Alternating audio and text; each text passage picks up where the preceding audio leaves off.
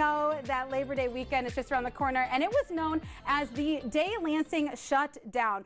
No one during that early days of the pandemic that the shutdown has happened before 2020. So when we think of the shutdown, we think of 2020. Yeah. But there's been more shutdowns, actually. Businesses downtown Lansing came to a standstill on June 7th, 1937, as thousands of workers stood hand in hand marching in the streets demanding change. Yeah, so it's far different than the holiday that we know today that we think of as like Labor Day weekend.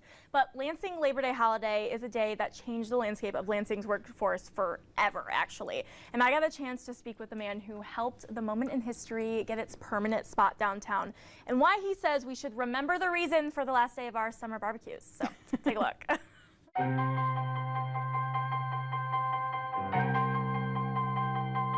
It was a late spring day unlike any other in 1937 downtown Lansing. Business was as usual, until it wasn't. The embers of the Flint sit-down strike earlier that winter were still simmering, and Lansing was like a pile of kindling, just waiting for those winds to blow west. There was an entire strike wave going across the nation.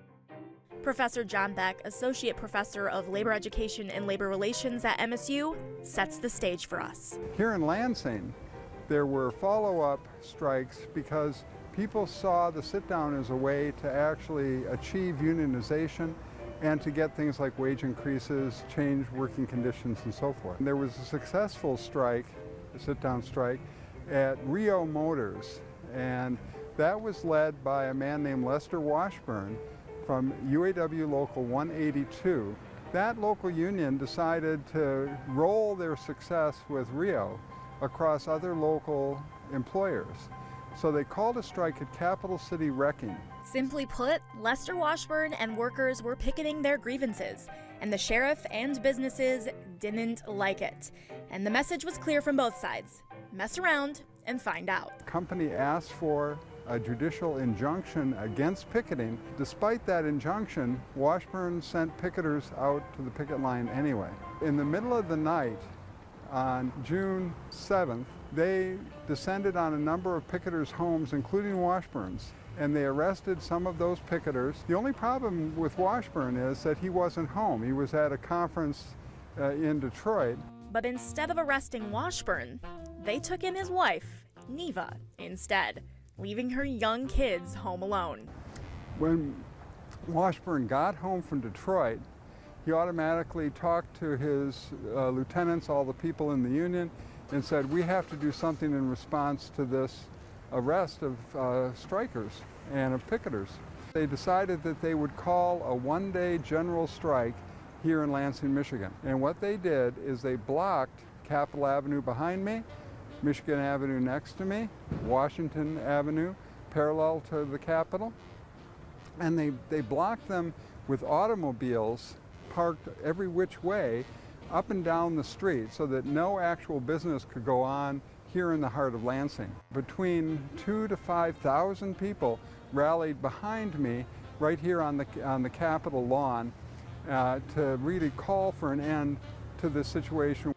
The governor, Frank Murphy, known as a friend of labor, came back to Lansing only to find the entire city frozen. He immediately called a meeting with union company and sheriff, and the picketers, including Neva, were released from jail. And together, they came to an agreement, the first of its kind. Professor Beck helped get the marker here. Sometimes people walk up and down streets like this one, and they don't know what history went on here.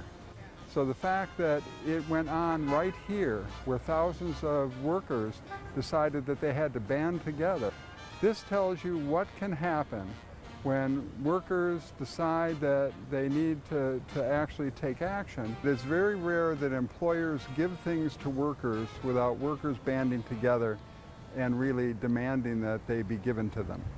So when you cook that brat one last time for summer, remember why you have the day off. All of those things are only made possible because of the fact that workers decided that they were stronger together than they were by themselves.